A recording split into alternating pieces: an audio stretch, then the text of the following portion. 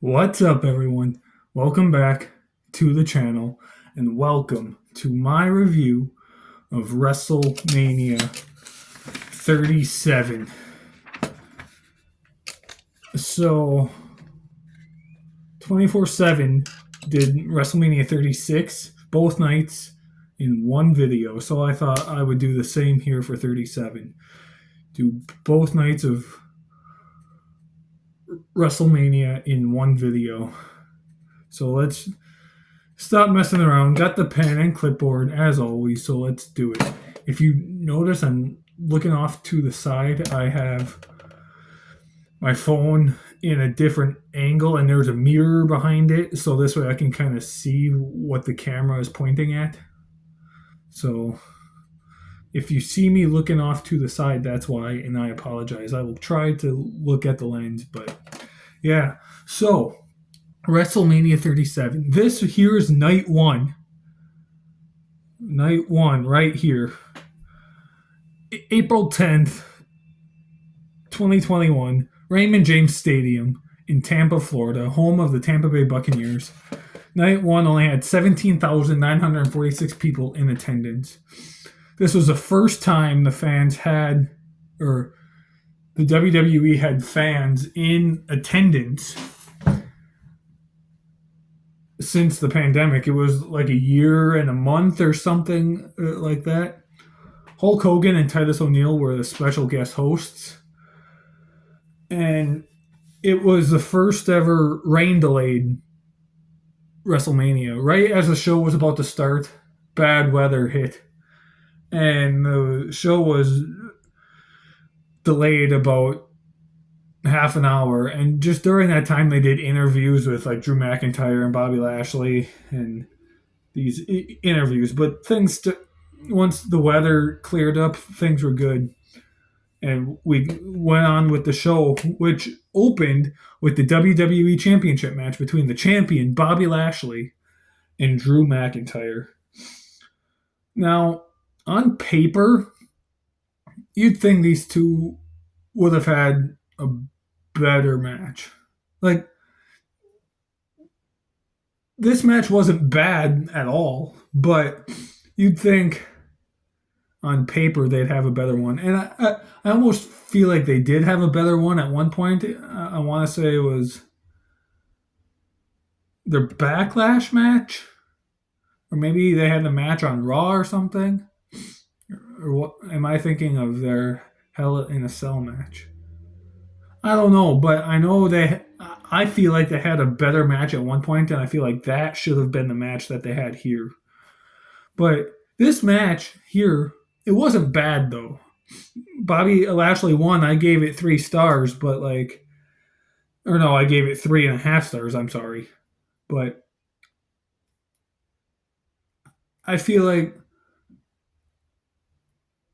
because it was their first match in front of a crowd in over a year, maybe that's why it wasn't as good because they just they hadn't had a crowd in over a year, so they had to get used to having a crowd again, and it was weird for them because it's been so long. So maybe that's why. I don't know, but I was kind of I wasn't disappointed because it's a bad match because it's not a bad match. It's good. I gave it 3.5 stars. I feel like it could have been better. I do. I honestly feel like it could have been better. Um, Bobby Lashley put Drew McIntyre in the Hurt Lock, and Drew McIntyre passed out. Bobby Lashley won, retained the title. I gave it 3.5 stars.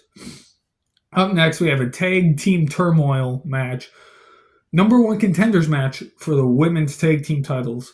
The winning team would face the champions, Nia Jax and Shayna Baszler, on night two the following night. The teams involved here were Naomi and Lana versus Tamina and Natalia versus Mandy Rose and Dana Brooke versus the Riot Squad versus Carmella and Billie Kay.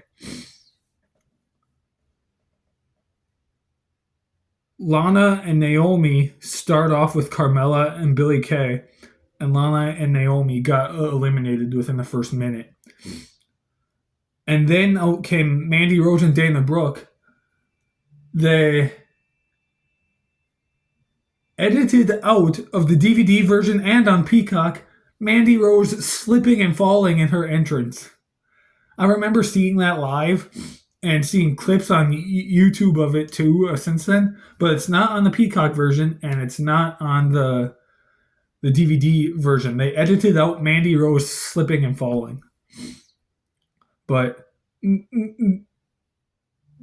they came in and oh no, that was later on in the match. I apologize. After Lana and Naomi got eliminated, the Riot Squad, Ruby Riott and Liv Morgan, were up next, and they were brawling and okay, not brawling, but they were doing good, and they eliminate Carmella and Billie Kay. And then Mandy Rose and Dana Brooke come out. They're fighting, and Mandy Rose and Dana Brooke get eliminated. But Greg Hamilton, who's the ring announcer, botched it and accidentally said that the Riot Squad was eliminated when they weren't. So then Mandy Rose and Dana Brooke leave. Tamina and Natalya come in, and here we have a little good back and forth. Still not great, but good. Tamina and Natalya pick up the victory. I give the whole match 2 stars. Like, there were a few good moments here and there, but nothing really worth noting and caring about so much. Just, yeah, 2 stars. Natalya and Tamina would go on to night 2, which we will talk about later, to face Nia Jax and Shayna Baszler for the women's tag team titles. But as I stated, we will talk about that later. Up next, to me, the best match on night 1. It's either this or Bianca Belair and Sasha Banks. If you say Bianca and Sasha is better than this match, I'm not going to argue. I understand, and that's awesome. I just feel like this one is a little better. Seth Rollins versus Cesaro, or as I like to call it, Tyler Black versus Claudio Castagnoli, because that's how good this match was. This match was so good, it brought them back to their Ring of Honor days. And this was the show where Seth debuted his new music, his current music. Whoa.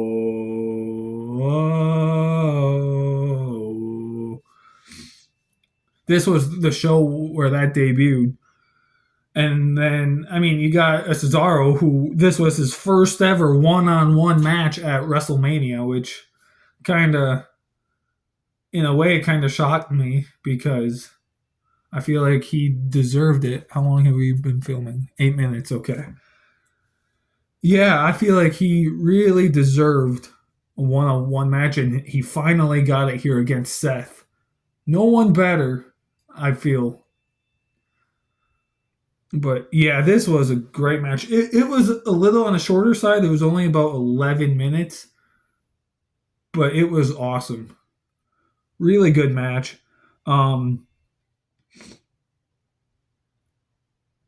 This whole storyline too, like it was right when Seth Rollins came back from him and Becky having a baby. They had their baby in December. Seth did something at the Royal Rumble, but he didn't fully come back in the swing of things until like somewhere like middle to end of February, I think it was, because I want to say it was Elimination Chamber. He fought Shinsuke Nakamura, because this was shortly after the time where Shinsuke and Cesaro were a team, because I think they won the tag titles together in 2020. Correct me if I'm wrong. But so Seth fought Shinsuke at Elimination Chamber. And then that led to, or no. Seth fought Shinsuke at, was it Backlash after WrestleMania? That could be right. I think that's right. Seth came back in February and started his feud with Cesaro right away. And it led to this match at Mania. And then at Backlash, Seth fought Shinsuke. And then at Hell in a Cell, Seth fought Cesaro again. I'm pretty sure that's how it went.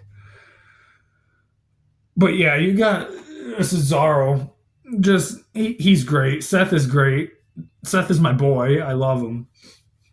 But Cesaro spins Seth a few times. He then picks up Seth and does like an airplane spin, but he's not holding on to him. His hands are on his waist and he's just spinning around with Seth up on his shoulders. That was awesome. That was really cool to see. Fix my phone here. There. Yeah, that was really cool to see. I thought that was awesome. Then he did that with no hands,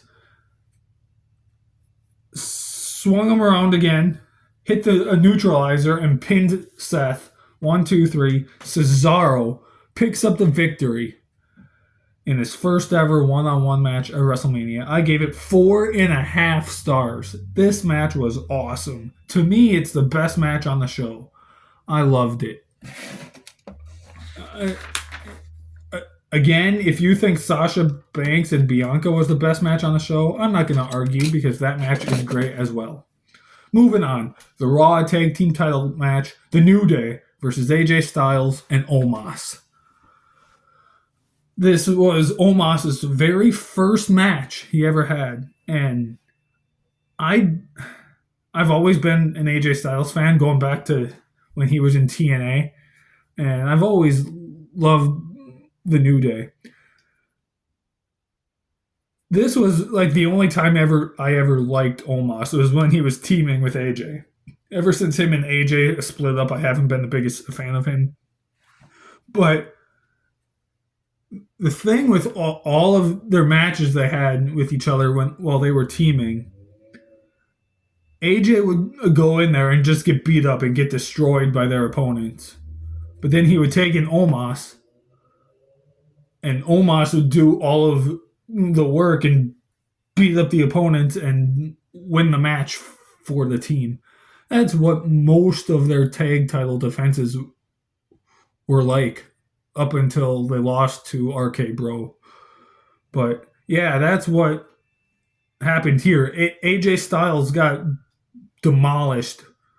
Okay, I don't want to say demolished, but he got beat pretty badly by Kofi and Xavier Woods.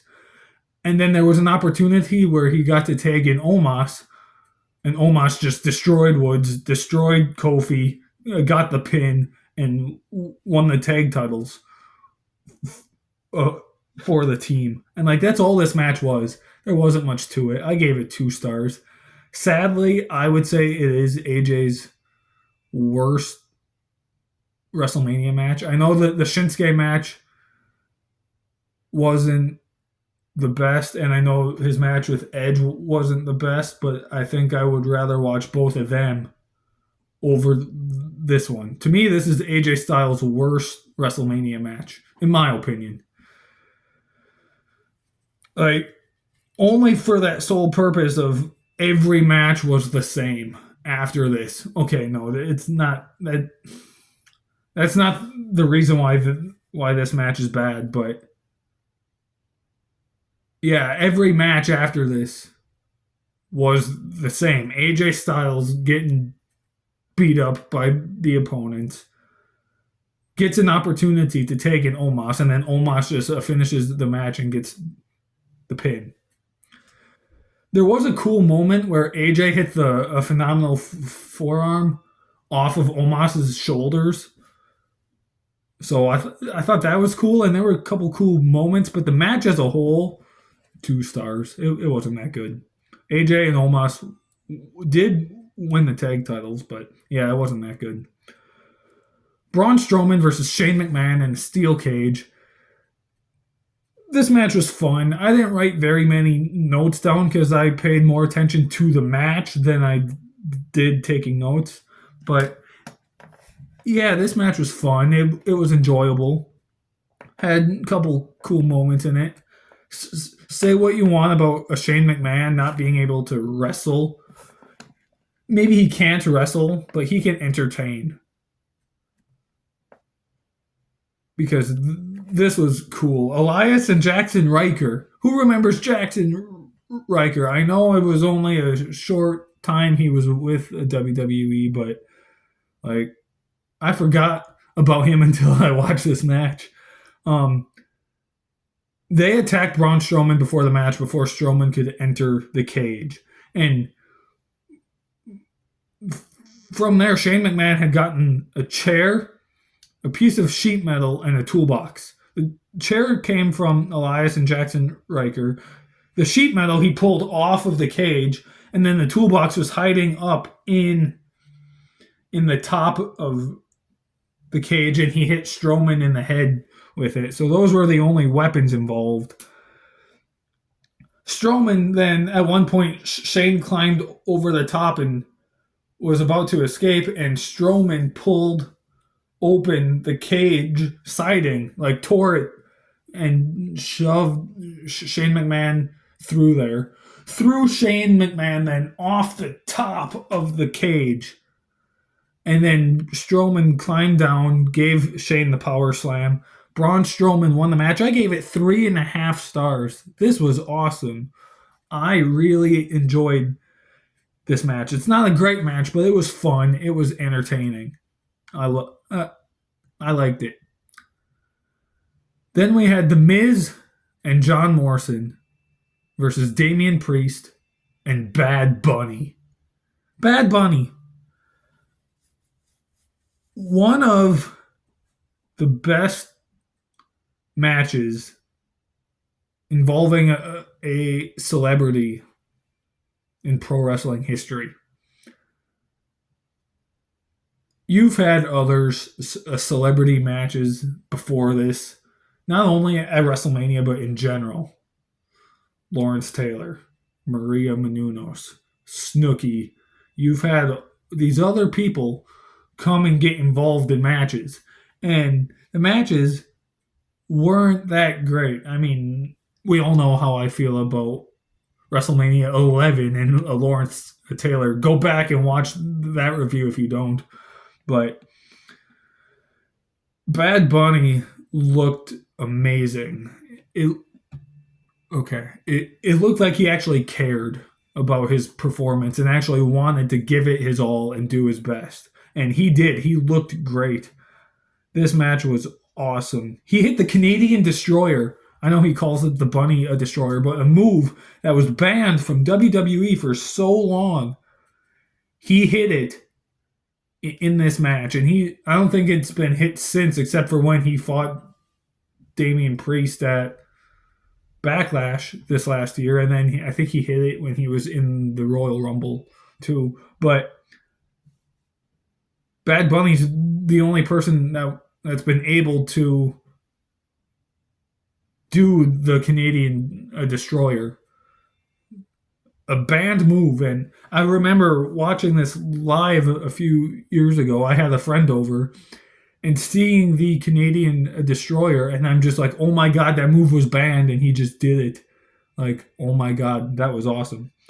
But yeah, Damian Priest really helped Bad Bunny out here. The Miz and Morrison helped him out greatly. Like, Bad Bunny looked awesome. This was a great match.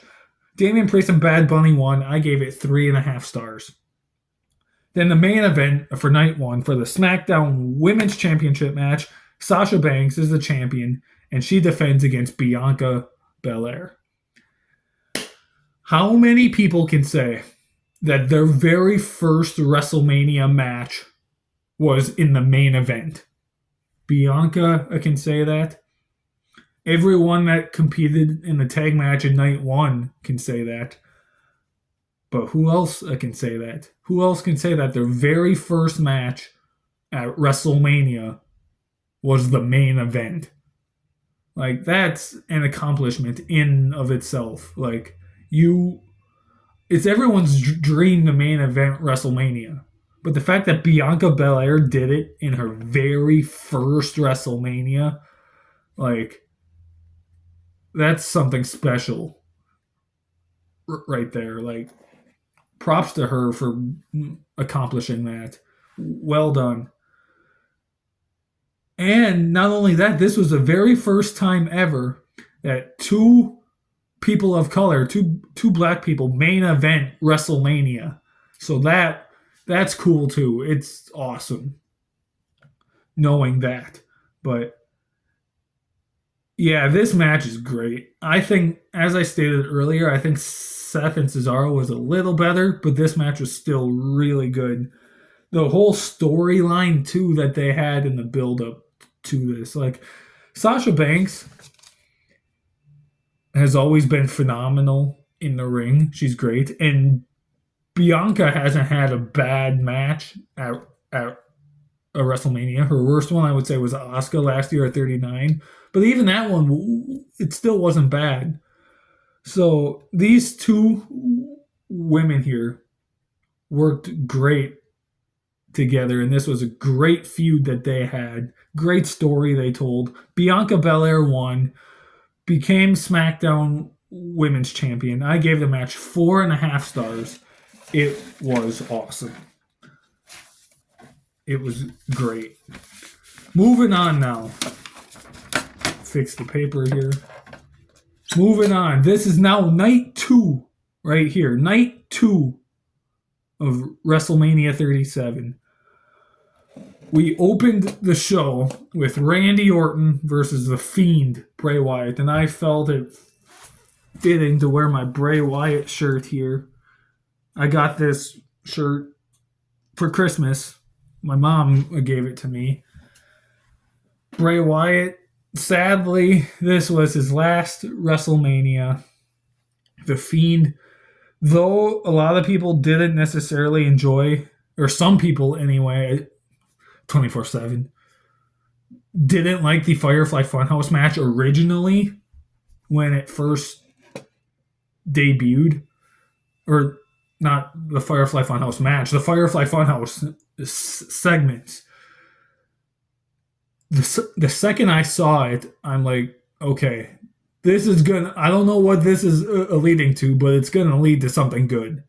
I knew that this would work, and I think it did at first until they put the title on Bray Wyatt. Until they put the Universal title on him, and until they started using the red lights in his match, which they used here. This feud with Randy, though, it wasn't the best feud. They had an Iron Man match, or not an Iron Man match, an Inferno match, I'm sorry, at TLC. Then Randy Orton fought Alexa Bliss at Fastlane. That was strange. But the match as a whole, they had a giant Jack in the Box, and that's how the Fiend made his entrance. He entered being raised through the Jack in the Box, and then he just dove off of it onto Randy. And the match was short. It was only about 5 minutes. They had the red light the entire time, which was terrible. But Randy Orton somehow picked up the victory. I gave the match 2 stars. I feel like, one, if they didn't have the red lights, I would have given it a higher star rating. The red light itself docked it because the red lights were terrible. Alexa Bliss, okay, let's talk about her for a second. Her and Bray Wyatt, I actually kind of enjoyed this stuff that they did together. And if Bray Wyatt sadly didn't pass away, and if Alexa Bliss didn't get pregnant, it seems like they were going to reunite the two of them.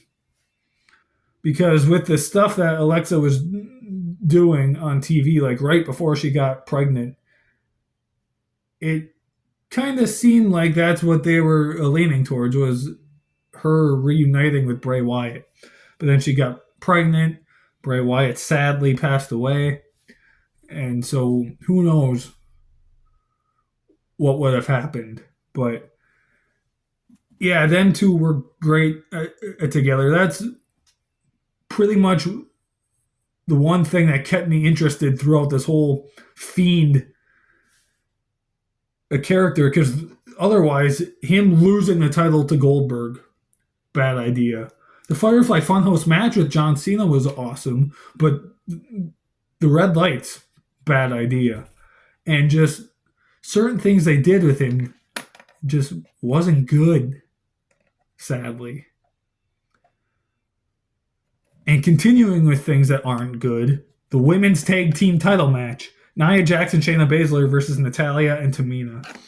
I feel like Tamina should have been used more around this time than she actually was. She was always kind of underrated as far as in-ring ability goes. Yeah, she won the women's tag titles at some point, I think. I remember watching this match and thinking it was here, but then I saw Nia Jax and Shayna Baszler won, and I'm like, when did Tamina win the tag titles? Because I'm pretty sure she won them. I just don't know when or with who. Was it back in the day when she was teaming with Nia? I have no idea. But I know she won the women's tag titles at one point. But yeah, this match as a whole just wasn't that good. I didn't write very many notes. I wasn't paying attention to a good chunk of the match because I was just bored. I've never been the biggest Nia Jax fan. I still ain't. But yeah, I was just bored. Nia Jax and Shayna won. I gave it 2.5 stars. Like, it's not a terrible match. There are a few cool things that happened in the match, but the match as a whole just wasn't that good. Nia Jax and Shayna Baszler won. They kept the women's tag titles. I gave it 2.5 stars. Kevin Owens versus Sami Zayn. These two men right here, they have WrestleMania history together, just the two of them. Their very first Mania that each of them were ever in was Mania 32, Intercontinental title ladder match. Mania 34, they teamed with each other to take on Shane McMahon and Daniel Bryan. Right here, Mania 37, they face each other one-on-one. And in Mania 39, which I get to review in 2 weeks, they team with each other and become tag team champions. So these two, and like they're actual real life best friends, and just the history they have together from Ring of Honor as well as El Generico and Kevin Steen, and this was something special for them. Even if Logan Paul was involved, which he wasn't involved in the match. He was just sitting there as just watching the match because he was Sammy's special guest to watch the match.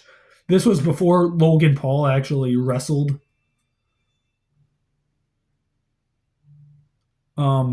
Immediately, right when the bell rings, Sammy sprints at Kevin, pop-up powerbomb. Instantly. The match as a whole was good. Kevin Owens won.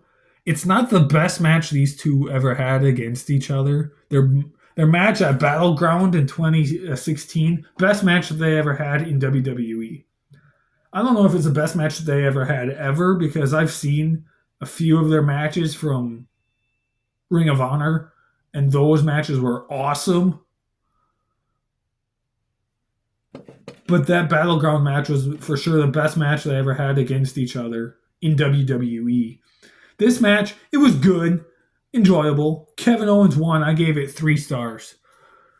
It was good. It had some good moments. It was short. I think it was only about 9 minutes. but it was good. After the match, then Kevin Owens dropped Logan Paul with a stunner, and just the way Logan Paul sold the stunner was funny. And it ironic because I'm watching this match. Kevin Owens stunned Logan Paul, and just a few weeks ago at the Royal Rumble, Kevin Owens fought Logan Paul. So it was like a big full circle moment almost. It was awesome. This match, it was enjoyable. 3 stars. So from here on out, I forgot to take notes. There's 4 matches left. I know what the matches are, and I did watch them, but I completely just forgot to take notes. I was just watching the show. We had Matt Riddle versus Sheamus for the United States title. And again, this match too, it was a little on the shorter side, about 10 minutes, which isn't so bad, but another one where it was enjoyable. These two men have good chemistry, Sheamus and Matt Riddle. I feel like they should have had a few more matches against each other. But it was fun. It was enjoyable. Not a whole lot to talk about. Again, I didn't write any notes down. In fact, I'm going to push my clipboard aside here. And so, yeah, it was fun. Some good things. The best moment of the show was when Matt Riddle was doing that springboard backflip thing, and Sheamus hit the bro kick on Matt when he was upside down in the springboard. That was the best moment. I think I said best moment of the whole show. I apologize. I meant the best moment of the match. That was awesome. Sheamus won, picked up the victory, became United States champion once again. I gave it 3 stars. It's enjoyable. It's fun. Up next was what? The Nigerian drum fight between Apollo Crews and the Intercontinental Champion Big E. This match sucked. It was only 6 minutes. Commander Aziz came out, and I'm glad that they were actually using Apollo Crews. I've always been a big fan of his, and always felt like he was underutilized and should have been used a lot more. And so I was glad they were finally using him, and I liked that character that he portrayed at the time. What I didn't like, though, was that he was teaming with Commander Aziz. I feel like if he just used that character on his own by himself, it would have been a lot more entertaining, that Intercontinental title run he had. But spoiler there, Apollo Crews won because of the help of Commander Aziz. I gave it 1 star. It just wasn't that good. Again, I'm glad Apollo Crews won, but it wasn't good. And it would take a year and a half before the Intercontinental title would be defended on pay-per-view again. It was defended here at WrestleMania 37, and it wouldn't be defended on pay-per-view again until Clash at the Castle 2022, when Gunther defended the title against Sheamus. So from April of 2021 to September of 2022, the title was not defended on pay-per-view at all. So there's that. Yeah. Anyway, moving on. What was next? Oh yeah, Rhea Ripley versus Asuka for the Raw Women's title. And this match was good. I enjoyed it. I think originally it was supposed to be Charlotte Flair versus Lacey Evans for the Raw Women's title, and Lacey was supposed to win.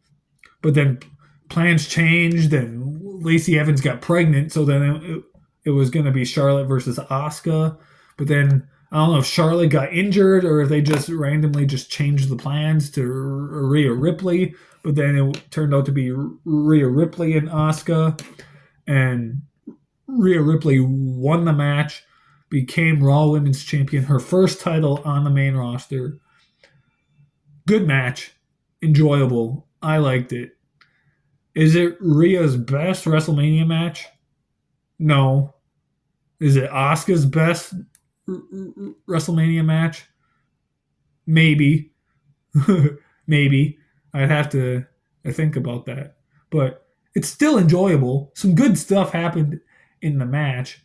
I I give it 3 stars. It was fun, exciting. I liked it. What I liked the most, though, how long have we been filming here? 35 minutes, okay. What I liked the most, though, on night 2 was the main event, a triple threat match for the Universal title. Roman Reigns versus Daniel Bryan versus Edge. This match was never supposed to happen. You got 3 guys. Roman Reigns, who had leukemia, and who knew if he would ever be able to wrestle again. You have Edge, who was retired for 9 years and was told he would never wrestle again.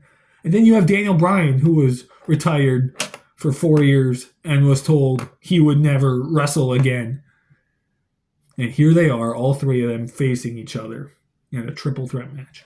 And I think I've mentioned this in a video before, years ago, but I look at this match kind of similar to the WrestleMania 20 triple threat match, where you have Roman Reigns as Triple H, the dominant champion who's won a lot and went on this title run that some people love, a lot of people hate. You have Edge, who's the Shawn Michaels, who had just recently returned from being retired and still has a lot left to prove that he can still do this after being retired for so long. And then you have Daniel Bryan, who's a Chris Benoit in this match, who was a great technical wrestler that entertained many people and could have a great match with literally anybody. And so it's kind of that same concept here as WrestleMania 20.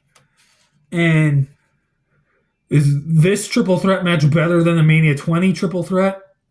No.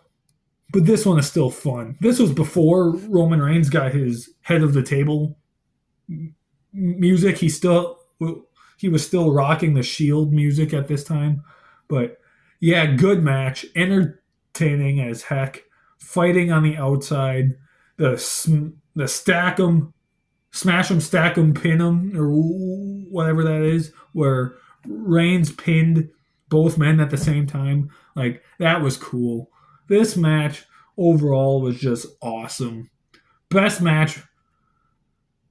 I would say the best match between both nights, honestly. I love Seth and Cesaro, as I stated earlier. Bianca and Sasha is great, but I feel like this triple threat match was even better than them two. Like, I give this match 4.5 stars. Roman Reigns obviously won. This was his first WrestleMania during this current title run. Like, he hasn't lost a title. He won it in August of 2020, and he still has the title to this day. So this was the first WrestleMania main event in this title run of his. But yeah, Roman Reigns won. I gave it 4.5 stars. It was awesome. I love this match, and I know 24/7 loves this match as well, just as much. Like, it's a great triple threat match. It really is very good, very entertaining. Good stuff happens in the match.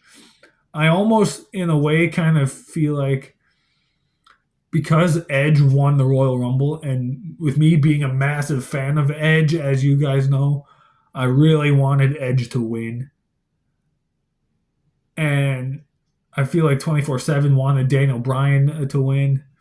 But though neither of them won, it was still an enjoyable, entertaining match. I liked it. 4.5 stars.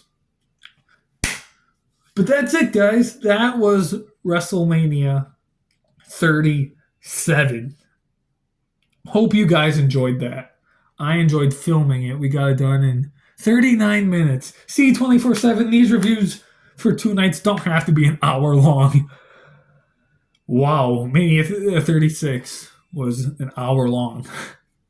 But that's because 24/7 kept pausing and going on his phone to either text or look stuff up or whatnot, and he kept pausing. That's why it's an hour long. So, dude, don't do that for Mania 38. Anyway, speaking of Mania 38, you guys have that next week with 24/7. Next time you see me will be in 2 weeks with the final WrestleMania review of this series, WrestleMania 39. I know I did a couple of short reviews for that last year, but this will be full, in-depth review like this, which I haven't done for 39. So that'll be fun.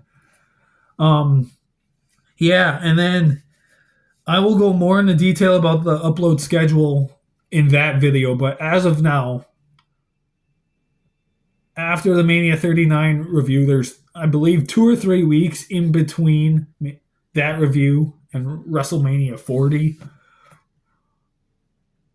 Those couple weeks, I'm gonna be taking a break. I won't be uploading. You will be getting promos from Phoenix and 24/7 because they will be building up to their match.